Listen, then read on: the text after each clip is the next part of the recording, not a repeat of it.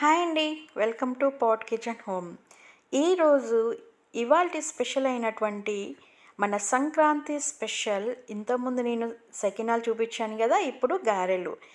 ఈ గారెలు అనేటివి క్రిస్పీగా ఎలాగా వస్తాయో, అది కూడా మన ప్యాకెట్ పిండితోటి ఎలాగా చేసుకోవాలో నేను చెప్పేటువంటి ఒకే ఒక ట్రిక్. ఆ ట్రిక్ తోటి చాలా ఈజీగా క్రిస్పీగా వస్తాయి. Let's start. మనము ముందుగా కొన్ని ఇంగ్రీడియంట్స్ని మనం తయారు చేసుకోవాలి.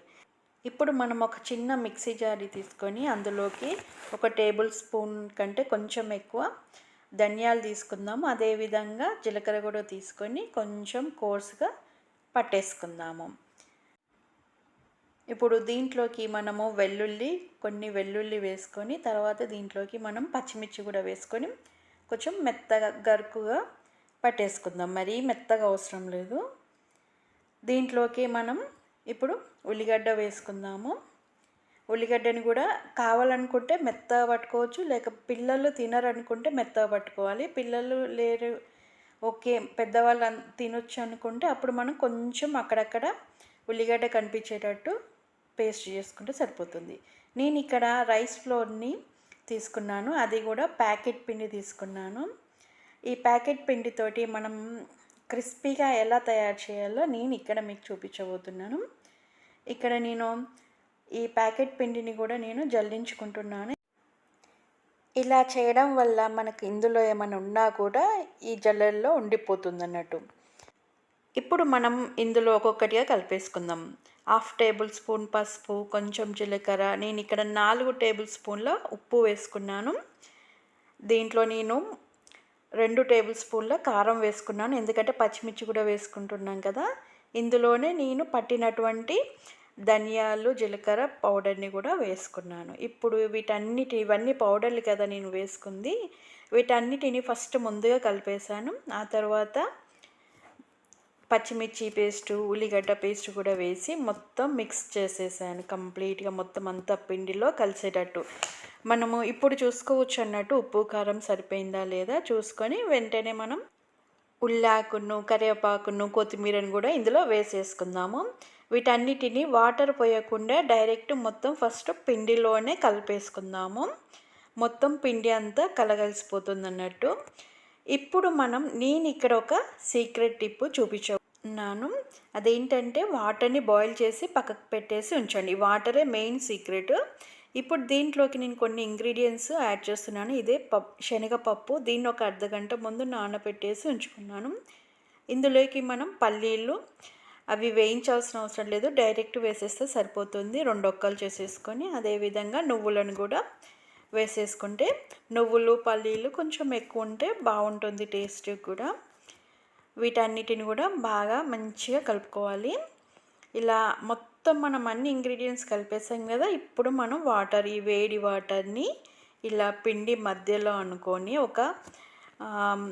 దీంట్లో మధ్యలోకి పోసేసి చిన్నగా మన చెయ్యి పెట్టకూడదు, ఎందుకంటే బాగా బాయిల్ అయిన వాటర్ కదా, చాలా వేడిగా ఉంటాయి. కాబట్టి మనము ఒక స్పూన్ తోటి ఫస్ట్ ఇలా కలుపుకోవాలి. ఇలా స్పూన్ తోటి కలిపేశాక ఈ పిండిలోకి వాటర్ పోయాక ఏమవుతుందంటే కొద్దిసేపటికి వాటర్ అనేది చల్లగా అయిపోతుంది అన్నట్టు, వేడిగా ఉండదు అంతగా. సో ఇప్పుడు స్పూన్ తీసేసి చిన్నగా నిదానంగా మనం ఒక చేయితోటి కలుపుకుంటే సరిపోతుంది. ఇలా చూడండి ఎంత చాలా పర్ఫెక్ట్గా, మనకి కొంచెం దొడ్డుగా ఉన్నా కూడా పిండి అనేది ఈ వేడి నీళ్ళ వల్ల మెత్తగా అవుతుంది అన్నట్టు. సో ఇప్పుడు మనం ఒక్కొక్క ఉండలుగా చిన్న బాల్స్ లాగా చేసుకున్నట్లయితే, పూరీ బాల్స్ లాగా చేసుకున్నట్లయితే సరిపోతుంది. ఇప్పుడు మనం ఈ పిండి అనేది ఇలా మంచిగా మరీ గట్టిగా ఉండకూడదు, మరీ లూజ్గా ఉండకూడదు. మనం ఒక్కరున్నప్పుడు చేసుకోవాలనుకున్నప్పుడు ఇలా అన్నిటినీ బాల్స్ లాగా చేసుకొని పక్కకు పెట్టేసి ఉంచుకోవాలి. ఇప్పుడు మనం ఒక్కొక్కటిగా తీసేసుకొని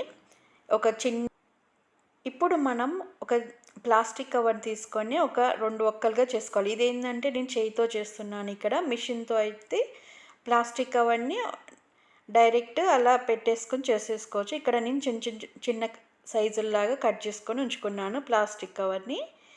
ఇలాగా చేయితోటి చేయాలనుకున్నప్పుడు ఇదైతే చాలా బెస్ట్ ట్రిక్ అన్నట్టు. ఒక్కోసారి చెయ్యి నొప్పి లేచినట్లయితే ఇలాగా కూడా ఒక బౌల్ తోటి ఇలా అనుకోవచ్చు అన్నట్టు. మన చెయ్యితోటి ఒక 3-4 కేజెస్ వరకు ఈజీగా చేసుకోవచ్చు. ఇట్లా ఒక 10-15 చేశాక మనం స్టవ్ ఆన్ చేసుకొని అందులో డైరెక్ట్ వేసుకోవచ్చు అన్నట్టు.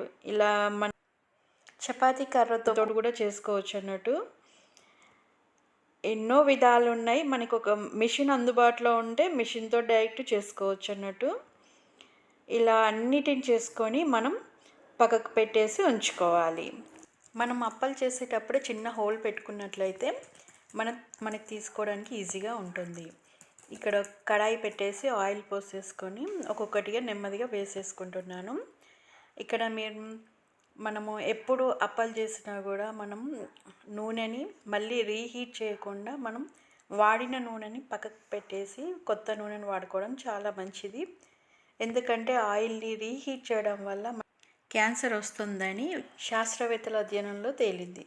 ఓకే అండి, ఇలా అప్పలన్నిటిని మొదటగా తీసిన అప్పలలో కొంచెం తుంచేసి మనం దీని చుట్టూ తిప్పేసి పక్కకు పెట్టేసి ఉంచినట్లయితే దిష్టి అనేది తగలకుండా ఉంటుంది అన్నట్టు. చూడండి ఎంత క్రిస్పీగా వచ్చిందో, చాలా క్రిస్పీగా వచ్చాయి. మన ప్యాకెట్ పిండితోటైనా సరే చాలా బాగా వచ్చాయి. మీరు కూడా ట్రై చేయండి. ఒకసారి ట్రై చేసి చెప్పండి ఎలా ఉందో కామెంట్ పెట్టండి. మీకు నచ్చినట్లయితే సబ్స్క్రైబ్ చేసుకోండి, ఒక లైక్ చేయండి, ఎందుకంటే వేరే వాళ్ళకు కూడా చేరుతుంది. Thanks for watching.